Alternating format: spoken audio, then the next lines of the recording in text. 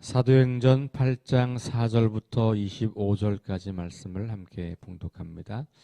그 흩어진 사람들이 두루 다니며 복음의 말씀을 전할세 빌립이 사마리아 성에 내려가 그리스도를 백성에게 전파하니 무리가 빌립의 말도 듣고 행하는 표적도 보고 한 마음으로 그가 하는 말을 따르더라.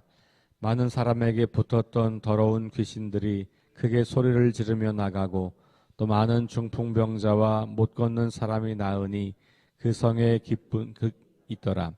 그 성에 시몬이라 하는 사람이 전부터 있어 마술을 행하여 사마리아 백성을 놀라게 하며 자칭 큰 자라 하니 낮은 사람부터 높은 사람까지 다 따르며 이르되 이 사람은 크다 일컫는 하나님의 능력이라 하더라.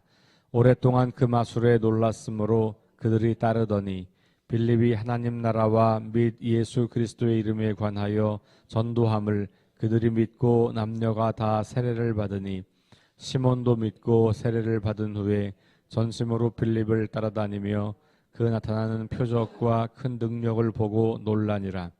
예루살렘에 있는 사도들이 사마리아도 하나님의 말씀을 받았다 함을 듣고 베드로와 요한을 보내매 그들이 내려가서 그들을 위하여 성령 받기를 기도하니 이는 아직 한 사람에게도 성령 내리신 일이 없고 오직 주 예수의 이름으로 세례만 받을 뿐이더라. 이에 두 사도가 그들에게 안수함에 성령을 받는지라. 시몬이 사도들의 안수로 성령 받는 것을 보고 돈을 들여 이르되 이 권능을 내게도 주어 누구든지 내가 안수하는 사람은 성령을 받게 하여 주소서 하니 베드로가 이르되 내가 하나님의 선물을 돈 주고 살 줄로 생각하였으니 내 은과 내가 함께 망할지어다. 하나님 앞에서 내 마음이 바르지 못하니 이 도에는 내가 관계도 없고 분깃될 것도 없느니라. 그러므로 너의 이 악함을 회개하고 주 사하여 주시리라. 내가 보니 너는 악독이 가득하며 불의에 매인 바 되었도다. 시몬이 대답하여 이르되 나를 위하여 주께 기도하여 말한 것이 하나도 내게 임하지 않게 하소서 하니라. 두 사도가 주의 말씀을 증언하여 말한 후 예루살렘으로 돌아갈새 사마리아인의 여러 마을에서 복음을 전하니라. 아멘. 네, 오늘 말씀은 이제 스데반의 박해 이후에 예루살렘에 큰 박해가 있어서 사도들을 제외한 사람들이 그리스도인들이 예루살렘 밖으로 나갔다라고 하는 이야기로부터 시작합니다. 4절에 보니까 어제 제가 잠시 후반부에 말씀드렸습니다만 그 흩어진 사람들이 뭘 했냐, 그들이 두루 다니며 하나님 말씀을 전했다, 이렇게 기록하고 있어요. 그래서 이제 오늘 읽은 말씀은 사마리아 지역에 복음이 전해지는 이야기예요. 예루살렘을 떠나서 사마리아 지역에서 복음이 전해지는 이야기. 중심 인물은 빌립이라는 사람이죠. 빌립은 스데반과 마찬가지로 구제 문제를 해결하기 위해서 헬라파 지도자 7명을 뽑았는데 그 중에 한 사람입니다. 자, 오늘 말씀의 시작은 두루 다니며 이렇게 표현하고 있어요. 이 두루 다니면은 예수님의 갈릴리 사역을 소개할 때 나오는 표현이에요. 여러분들 사도행전을 읽으실 때 관심 있게 보셔야 될 것은 사도행전에 나타나는 표현들이나 이런 이야기들이 예수님에게서 계속해서 나왔던 표현들을 쓰거나 아니면 예수님과 같은 모습으로 묘사를 하는 거예요. 사도행전은 누가복음과 동일한 저자에 의해서 쓰여진 1권과 2권이라고 했잖아요. 그러니까 특별히 누가복음에서 표현되고 있었던 혹은 누가복음이 그려내고 있는 예수님의 모습과 사도행전이 보여주는 제자들, 사도들의 모습들이 매우 닮은 꼴이라는 것을 유심히 생각하시면서 읽으시면 훨씬 도움이 많이 됩니다. 다시 말하면 누가가 하고 싶은 이야기는, 사도행전의 이야기는 예수님을 본받는 사도들, 예수님을 본받는 제자들, 예수님을 본받아 살아가는 그리스도인, 부활의 증인들의 이야기다, 요 얘기를 하는 거예요. 그래서 예수님은 이미 돌아가시고 부활하시고 승천하셨지만 지금도 여전히 예수님이 일하고 있다 이거예요. 누구를 통해서? 사도들과 제자들과 부활의 증인들을 통해서 지금도 여전히 예수님이 일하고 있다. 그러니까 사람들이 사도들을 보면 사도들의 제자가 되는 게 아니라 누구의 제자가 되는 겁니까? 예수님의 제자가 되는 거예요. 이게 굉장히 중요한 관점이에요. 자, 그래서 두루 다녔다라고 하는 이 표현도 예수님이 갈릴리 지역에서 복음을 전할 때 그 예수님에게 썼던 표현이에요. 예수께서 갈릴리 지역을 두루 다니사 이렇게 표현하고 있거든요. 상황과 어떤 자기 삶의 어떤 여건에 관계없이 두루 다니며 복음을 전하는 이 삶이 바로 성령 충만한 삶이라고 하는 것을 계속 말하고 있는 것이죠. 너희에게 성령이 임하시면 너희가 권능을 받고, 그 말씀과 말씀을 전했다라고 하는 것은 계속 짝으로 나오는 거예요. 그러니까 성령이 임했다고 성령 충만하라는 말이 없어도 사도행전에서 말씀을 전했다라고 하는 것에는 이 사람이 성령 충만한 사람이지, 그래서 그가 하는 일은 말씀을 전하는 것이지, 그것도 박해 때문에 낯선 타향에 와서 살면서 그 말씀을 전하는 것을 멈추지 않는구나, 이유는 성령 충만한 사람이구나, 이렇게 연결이 되는 거예요. 자, 그리고 나서 5절에 구체적으로 한 사람을 이야기하는 거죠. 그러니까 4절은 앞에 있는 3절과 연결해서 흩어진 모든 사람들의 이야기를 하고 있는 거고, 일반적인 이야기죠. 그리고 나서 5절은 그 중에 한 사람의 이야기를 사례로 가지고 오는 거예요. 그러니까 빌립만 그랬냐? 그건 아니라는 거예요. 흩어진 사람들이 굉장히 많은데 성경 보니까 빌립만 그거 했네, 이게 아니고 수많은 흩어진 사람들이 그런 삶을 살았던 거예요. 근데 이 성경에서는 그 이야기를 다 기록할 수 없으니 그 중에 선택과 집중을 하는 거죠. 그래서 빌립이라고 하는 사람의 이야기를 우리에게 소개하고 있는 거예요. 그럼 여기에 이제 나머지 그 7 지도자 중에 스데반은 순교했고 6명 중에 빌립의 이름만 있으니까 나머지 사람들은 그럼 이런 걸 안 했나 보다, 이렇게 생각하실 이유가 없다는 거예요. 그들도 어디선가 그런 일을 했을 거고 그것이 다만 이 사도행전에 기록되지 않았을 뿐이다. 우리가 역사를 공부할 때 기록된 역사만 가지고 공부하잖아요. 그러니까 기록되지 않은 것은 마치 없는 것 같은 착각을 할 때가 많아요. 그렇지 않다는 거죠. 어느 누구도 모든 일어난 일을 다 기록할 수 없고 모든 사람들의 이야기를 다 기록할 수 없어요. 그 중에 대표적인 것만 기록하는 거잖아요. 사도행전도 마찬가지. 빌립만 특별히, 빌립만 탁월하게, 빌립만 성령에 충만해서 이렇게 이해하실 필요가 없다는 것이죠. 성경은 그래서 사절을 넣고 있는 거예요. 중요하게. 빌립만 이야기하지 않고 그 흩어진 사람들이 다 그렇게 했는데 지금 빌립의 이야기를 소개합니다. 이런 이야기예요. 자, 그래서 그 빌립이 어디 갔습니까? 사마리아 성에 갔다 그랬어요. 그러니까 여기 사마리아 성이라고 나와 있는데 사마리아는 큰 지역이에요. 그 중에 여러 성읍들이 있는 걸 겁니다. 그러니까 여기에 있는 성이 어떤 성읍인지는 정확하진 않아요. 많은 사람들은 세겜일 것이다, 이렇게 생각을 많이 합니다만 그것도 정확하진 않아요. 그러나 어쨌든 어떤 사마리아 성에, 여기서 누가의 관심은 그 구체적인 성이 중요하지 않고 뭐가 중요해요? 사마리아로 갔다는 게 중요한 거죠. 왜냐하면 복음의 흐름이 예루살렘을 떠나서 온 유대와 사마리아로 가는 여정을 보여주기 때문에 사마리아로 갔다. 사마리아가 중요한 거예요. 자, 그래서 그리스도를 백성에게 전파하니 그랬어요. 똑같죠. 그 위에서 두루 다니며 복음 말씀을 전할세, 이것과 똑같은 표현이에요. 빌립이 그렇게 하는 겁니다. 자, 6절에 보니까 무리가 빌립의 말도 듣고 행하는 표적도 보고 한 마음으로 그가 하는 말을 따르더라 이렇게 나와 있어요. 여기 따르더라라는 표현을 주목해 봅시다. 자, 6절에 따르더라 나오죠. 그 다음에 10절 가보세요. 낮은 사람부터 높은 사람까지 다 따르며 이렇게 나왔는데 여기 따르면은 누굴 따르는 거냐 하면 마술사 시몬을 따르는 거예요. 그렇죠? 11절도 마찬가지. 그 오랫동안 그 마술에 놀랐으므로 그들이 따르니라.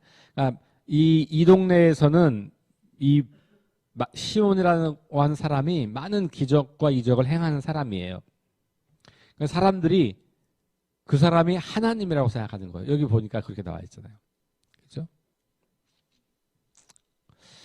낮은 사람부터 높은 사람까지 다 그를 따르는데 자칭 큰 자라 9절의 후반에 자칭 큰 자라 이렇게 나와 있고요. 10절에 보면 이 사람은 크다 일컫는 하나님의 능력이라 이렇게 나와요.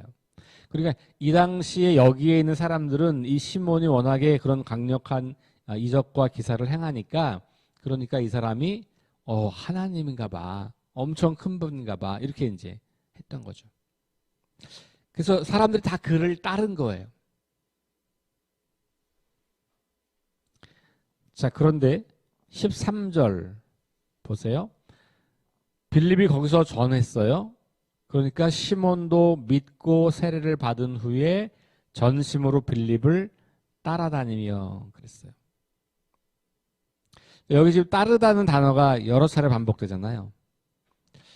그러니까 이렇게 여러 차례 반복되는 단어를 집중적으로 묵상하는 것도 굉장히 좋은 방법이에요. 그러면서 우리에게 질문할 수 있는 거죠. 이 성경이 그러면 이렇게 말하고 있을 때 여기 크게 두 부류의 사람이거든요. 6절에 있는 사람은 빌립의 말씀을 듣고 그 말을 따르는 사람이니까 빌립을 통해서 알게 된 진리를 따르는 사람들 이런 말이에요.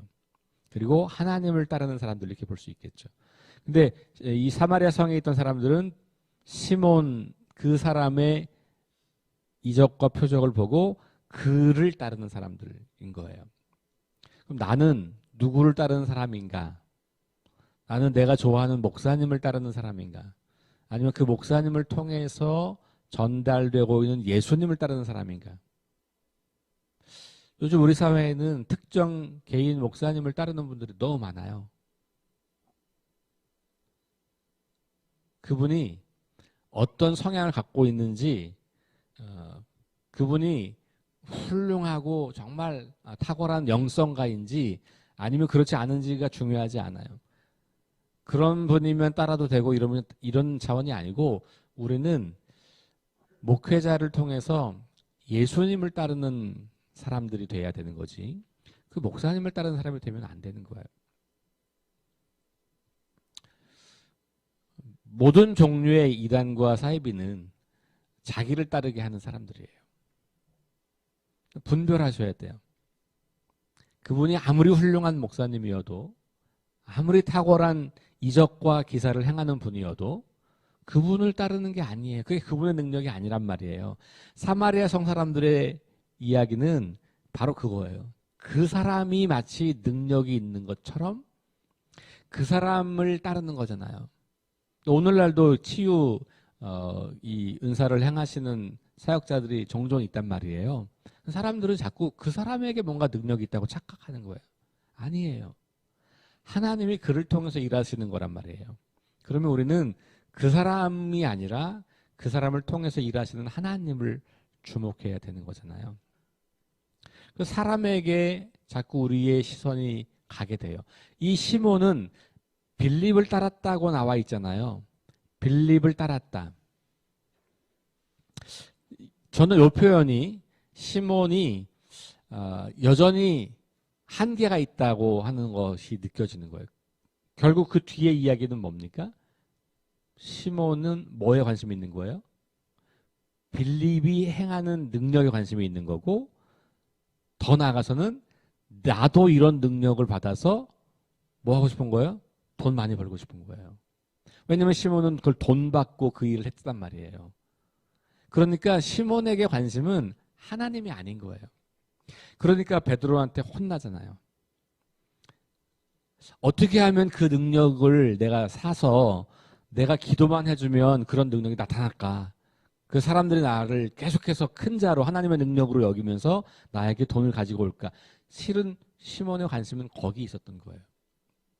그러니까 이런 사람이 세례를 받았지만 그리고 빌립을 따르고 있지만 온전한 회심자라고 보기는 어려운 거죠. 왜냐하면 그는 하나님을 주목하는 게 아니고 사람을 주목했고 더 사실 심각한 것은 자기의 이익을 따르는 거죠. 자기의 이익을 극대화하기 위해서 나타나는 현상을 돈을 주고 사고 싶은 거예요. 그래서 여전히 자기가 높아지고 자기가 하나님의 능력이라는 호칭을 여전히 받고 싶은 거예요. 그러니까 하나님이 주인이라고 하는 진정한 회심이 아직 되지 않았다라고 볼 수 있어요. 근데 많은 오늘날 그리스도인들도 세례를 받았고 교회에서 생활도 하고 기도도 하고 말씀도 읽고 그렇게 하지만 여전히 자기를 극대화하려고 하는 자기 중심성에 사로잡혀 있다면 우리는 한 걸음 더 나가야 할 필요가 있는 거예요. 그래서 우리 눈에 보이는 현상에 주목하는 게 아니라 그 일을 행하시는 하나님, 그리고 그런 현상을 나에게 보여주시거나 나에게 경험하게 하시는 그 하나님은 나를 통해서 과연 어떤 삶을 살라고 기대하시는 것인가, 우리가 그거를 주목하는 것이 굉장히 중요하다는 것이죠. 우리 지난주에 묵상 세미나를 했는데 이 중에 많은 분들이 참석하셨어요. 근데 그 묵상 세미나에서 결국 말씀을 읽고 이해한 다음에 두 가지 질문을 하라고 하는 거잖아요.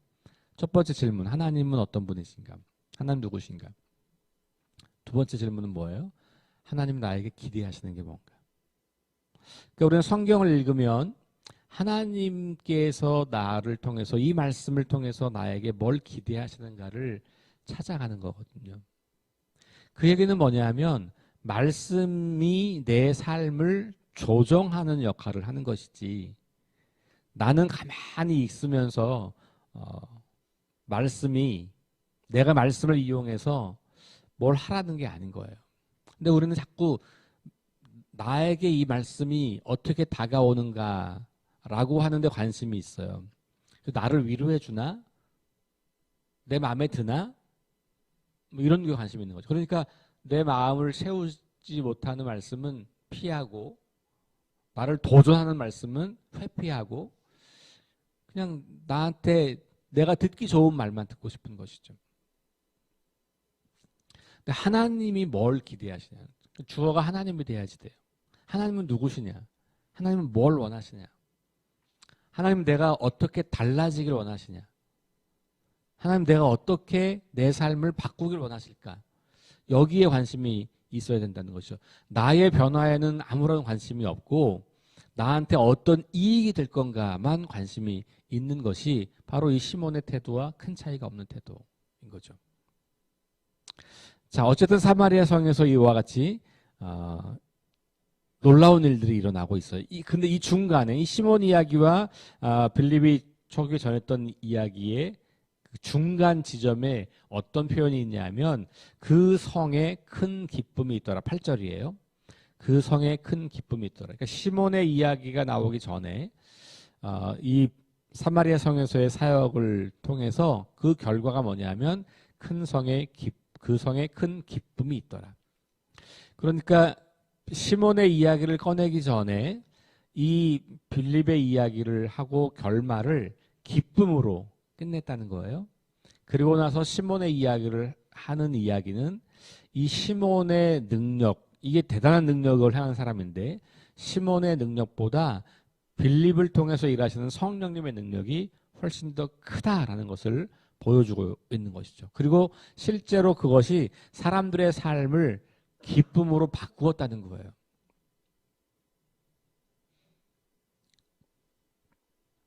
그래서 복음이 나타나는 결과는 기쁨이 있다라는 것을 우리가 보게 되는 거죠. 자, 그리고 이제 14절 이하에 보면 사마리아 지역에서 하나님의 말씀을 전해주고 뭐 이런 이야기가 이제 예루살렘 교회로 전달이 된 거죠. 그러니까 아직까지 예루살렘 교회가 중심이에요. 그래서 이 사마리아 지역에서 일어났던 일에 대한 확증을 누가 해요? 예루살렘 교회 리더들이 하는 거예요. 그렇죠? 그래서 말씀을 받았다고 그럼 가보자 우리가. 거기서도 정말 말씀이 전해져서 그 말씀을 통해서 사람들의 삶이 변화되고 있는지, 그리고 그들에게 무엇보다 중요했던 것은 성령께서 여전히 여기서도 일하시는지를 우리가 한번 보자. 그리고 와봤더니 베드로와 요한을 보냈는데 성령 받은 것이 잘 확인이 되지 않아요. 그래서 기도하고 거기에 성령이 역사하는 것을 우리 보여주고 있죠. 여전히 여기까지 사마리아의 복음이 전해지고 있긴 하지만 그 중심 역할은 예루살렘 교회가 하는 거예요. 그리고 그 사도들의 역할이 중요하게 여전히 남아있게 되죠. 이게 이제 11장으로 넘어가면 안디옥 교회로 그 중심이 바뀌게 되죠. 그래서 안디옥 교회가 바울과 바나바를 파송하고, 그리고 안디옥 교회가 교회 이 안소에서 사역을 하게 하고, 그리고 이 사람들은 다시 안디옥 돌아와서 보고하고, 이게 이제 11장 이후에 나타나는 전도 여행의 흐름이에요. 완전히 안디옥 교회로 이제 선교의 핵심 센터가 넘어가게 되는 것을 거기서 확인해요. 그러나 아직까지는 예루살렘 교회가 그 중요한 역할을 감당하고 있다는 것을 알게 돼요. 그런데 여러분, 이 요한이라고 하는 사람은 어떤 사람이냐? 여기 지금 14절에 보면 사도들이 베드로와 요한을 보낸 거거든요. 근데 이 요한은 여러분 누가복음으로 가보면 누가가 사마리아 사람을 어떻게 생각했는가를 볼 수 있는 대목이 있어요. 자, 9장 51절, 누가복음 9장 51절 한번 가보세요.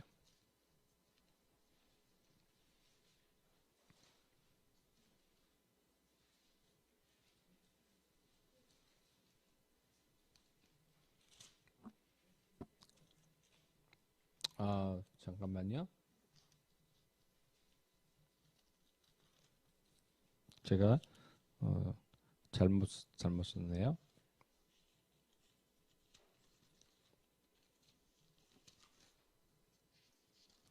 네, 그러면 제가 요거는 다시 수정해서 좀 알려드릴게요. 어떤 얘기냐면 여러분들 기억하실 얘기인데, 제자들이 사마리아 지역을 통과할 때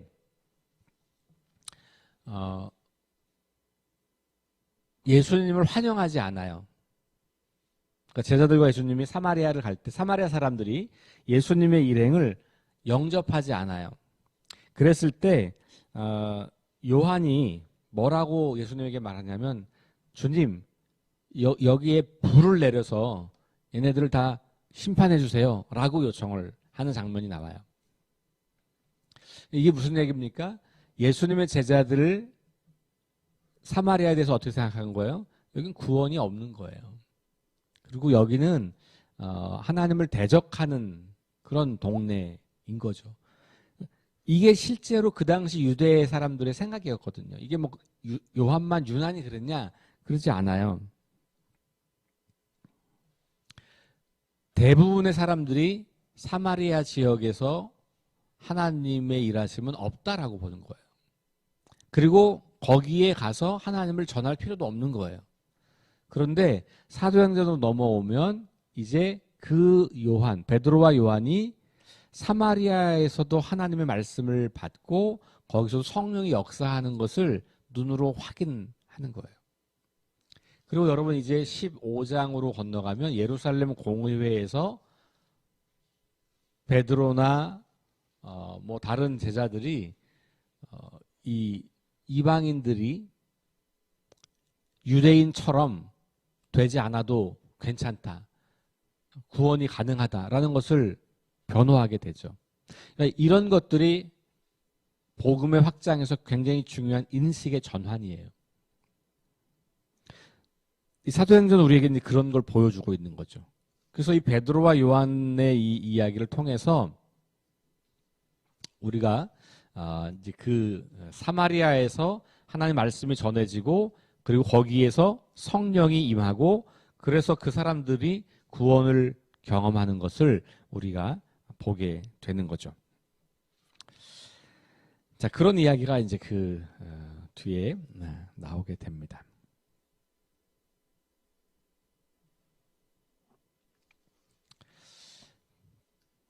네, 우리 그 뒤에도 이제 아까 했던 제가 이제 미리 말씀드렸던 시몬의 이야기가 쭉 등장하고 있는 것을 보게 되지요. 자, 25절로 가서 마지막 마무리하겠습니다.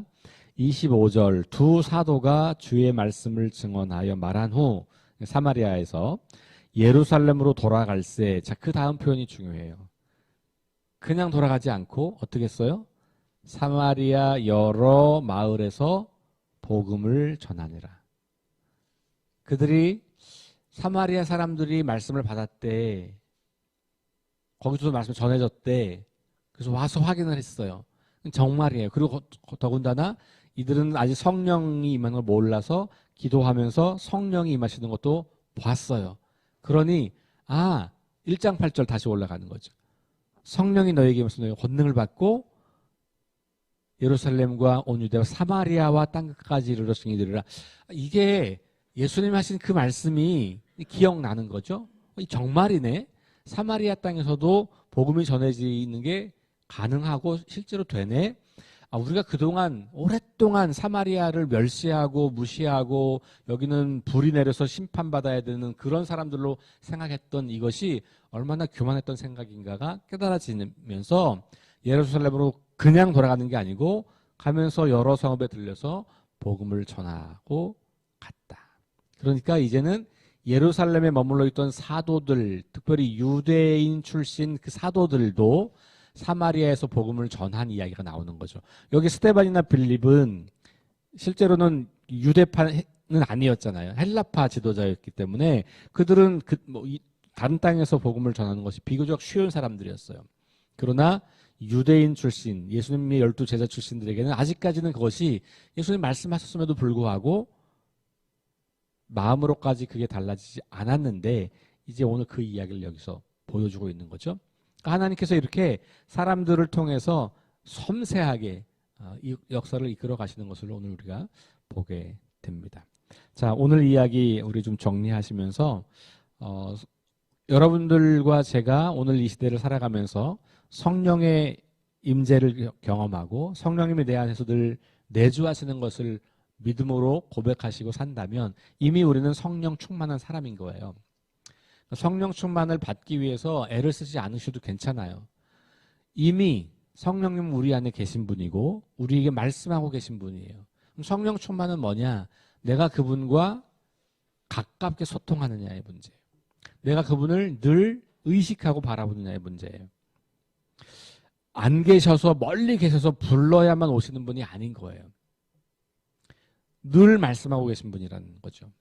그러면 매일매일 내가 그분을 의식할 때 우리는 성령 충만한 삶을 살게 되는 거고 그 의식과 성령 충만함을 통해서 나타나는 결과는 우리도 하나님의 말씀을 전하는 거예요. 물론 이건 여러 가지 과정이 있어요. 그러니까 이걸 그냥 막 피켓 들고 예수 전당 불신 이렇게 하라는 얘기가 아니고 그것도 필요할 때가 있겠지만 내가 내 삶의 방향이 내가 어떻게 하면 이런 순간에 하나님 말씀을 전할 수 있을까? 내가 어떻게 하면 이 사람에게 말씀을 전할 수 있을까? 그 사전 단계부터 시작해서 그 관심이 나의 중요한 관심이 돼야 된다는 얘기를 하는 거예요. 그래서 결정적인 때가 되면 정확하게 복음을 전하는 거고 그 결정적인 때가 될 때까지는 좋은 신뢰관계를 쌓아가는 거고 그래서 내가 하는 말과 내가 전하는 이야기를 그가 열린 마음으로 듣고 실제로 생각해보고 고민하게 할 수 있는 그런 관계를 맺는 것 자체가 복음을 위해 사는 삶이거든요.